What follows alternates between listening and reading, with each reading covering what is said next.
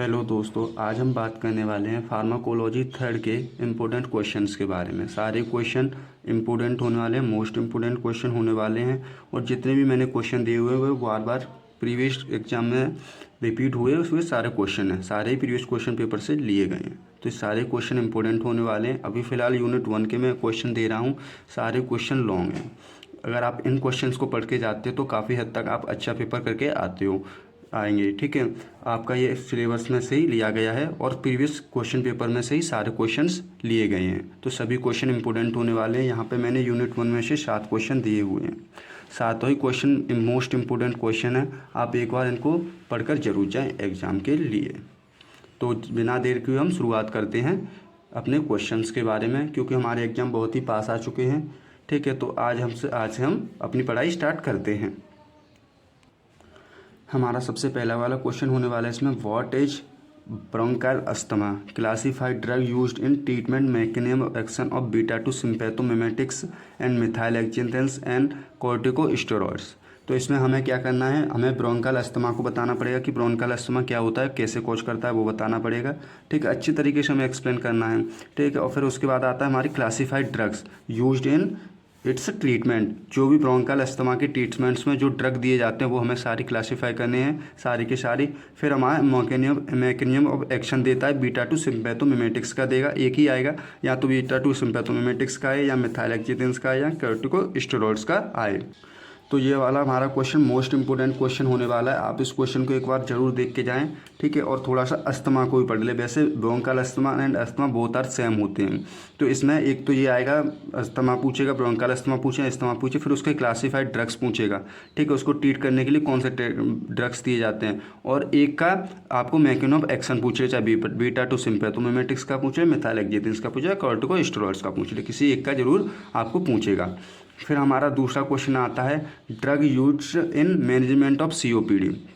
तो हमें इसमें सीओपीडी बताना है कि सीओपीडी क्या होता है। सबसे पहला हमारा फॉर्मेट क्या होता है, कोर्स कैसा भी क्वेश्चन हो, अगर उसमें कुछ भी पूछा जा रहा है, जैसे सीओपीडी पूछा जाता है, एक्सपेक्टोरेंट्स पूछा जाता है, तो हमें सबसे पहले क्या बताना होता है, यही एक्सप्लेन करना होता है कि सीओपीडी क्या होता है, एक्सपेक्टोरेंट्स क्या होता है। अगर इसमें ब्रोंकाइल अस्थमा पूछा जा रहा है तो सबसे पहले हमें ब्रोंकाइल अस्थमा बताना पड़ेगा कि ब्रोंकाइल अस्थमा होता क्या है।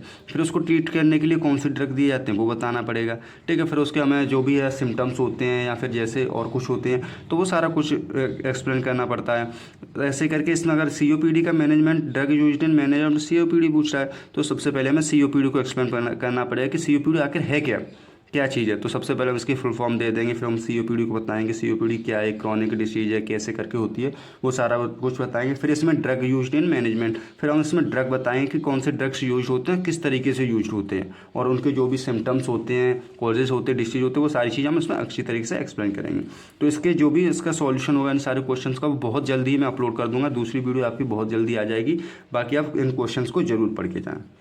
फिर हमारा थर्ड क्वेश्चन आता है, right A note on expectorants. इसमें हमें एक्सपेक्टोरेंट्स के ऊपर एक नोट देना है, जो कि एक्सपेक्टोरेंट्स क्या होते हैं और किस तरीके से होते हैं, कैसे वर्क करते हैं, क्या कॉज करते हैं, वो सारी चीज़ इसके अंदर आने वाली है। ये सारे क्वेश्चन 10 नंबर से 7 नंबर तक आने वाले हैं, और हो सकता है इसमें से कुछ क्वेश्चन ऐसे भी बन जाएँ जो कि आपके 1-2 नंबर में भी आपके कवर हो पाएँ, क्योंकि ज़्यादातर इन्हीं क्वेश्चन में से शॉर्ट में हो जाते हैं, तो वो भी आ सकते हैं। फिर हमारा नेक्स्ट क्वेश्चन आता है, define respiratory stimulants with example.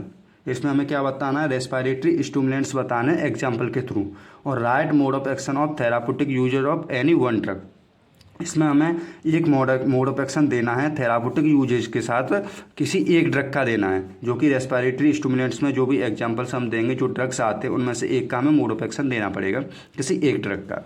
इस तरीके से क्वेश्चन आने वाले। तो मैं बार बार बोल रहा हूँ, ये सारे क्वेश्चन वो क्वेश्चन हैं जो कि प्रीवियस क्वेश्चन पेपर में देखे जा चुके हैं, बार बार रिपीट हो रहे हैं, वही क्वेश्चंस लिए गए हैं। आप इन क्वेश्चंस को जरूर पढ़ के जाएं। फिर हमारा नेक्स्ट क्वेश्चन आता है, classify anti ulcer agent with example. इसमें हमें क्या बताना पड़ेगा, एंटी अल्सर एजेंट बताने पड़ेंगे विद एग्जाम्पल। तो सबसे पहले हमें क्या बताना पड़ेगा, अल्सर क्या होता है, अल्सर बताना पड़ेगा, अल्सर क्या होता है, फिर हमें एंटी अल्सर बताना पड़ेगा, फिर उसके एजेंट बताने पड़ेंगे एग्जाम्पल के थ्रू। फिर पूछ रहा है इसमें, write mode of action and therapeutic uses of PPIs. इसमें हमें मोड ऑफ एक्शन देना पड़ेगा, थेराप्यूटिक यूजेस देने पड़ेंगे पीपीआईएस के। इसके अंदर हमें इतना एक्सप्लेन करना पड़ेगा। 7 नंबर का क्वेश्चन आ सकता है और 10 नंबर में भी बन सकता है। तो ये क्वेश्चन इस तरीके से। फिर हमारा नेक्स्ट क्वेश्चन आता है classify laxative and purgative with example. इसमें हमें लग्जेटिव बताना है, परगेटिव बताने हैं एग्जाम्पल के थ्रू। ये क्वेश्चन हमारा इतना इंपॉर्टेंट नहीं, बट इंपॉर्टेंट क्वेश्चन, आप इसको जरूर पढ़ के जाएं एक बार, ठीक है। ये क्वेश्चन हमारा आ सकता है, कहीं ना कहीं फंस सकता है, ये 2 नंबर में भी हमारा फंस सकता है। फिर हमारा नेक्स्ट और लास्ट क्वेश्चन आता है हमारा classify emetics and anti emetics with example. इसमें हमें क्या बताना है, इमेटिक्स बताने, इमेटिक्स क्या होते हैं, एंटी इमेटिक्स बताने हैं, एग्जाम्पल के थ्रू बताने हैं। फिर हमारा बाद में बनता है question write mode of action uses of domperidone, ठीक है, और मेटोसोप्लामिन विद एडीआर, ठीक है। ये इसके अंदर हमें डोमपेराडोन और मेटासोप्लामिन को एडीआर बताना है इसके, और मोड ऑफ एक्शन भी देना है, यूजेज भी देने हैं। तो इतना कुछ हमें इस क्वेश्चन के अंदर लिखना पड़ेगा। इसमें से ये नहीं है कि तीनों ही पूछे, इसमें से किसी एक का पूछ सकता है, डोमपेराडोन का पूछ रहे हैं, इसका पूछ रहे हैं, इसका पूछ रहे हैं, किसी एक का ही एडीआर पूछेगा विद यूजेज के। तो सारे ही क्वेश्चन बहुत ही इंपॉर्टेंट क्वेश्चन होने वाले हैं। बाकी मैं इनकी सॉल्व करके इनकी वीडियो बहुत जल्दी अपलोड कर दूंगा। हमारे फार्माकोलॉजी के क्वेश्चन है, तो मेरा बोलना तो यही है कि आप एक बार इन क्वेश्चन को जरूर पढ़ के जाएं एग्जाम के लिए, क्योंकि सारे क्वेश्चन प्रीवियस क्वेश्चन पेपर से लिए गए हैं। तो धन्यवाद दोस्तों, मिलते हैं नेक्स्ट वीडियो में।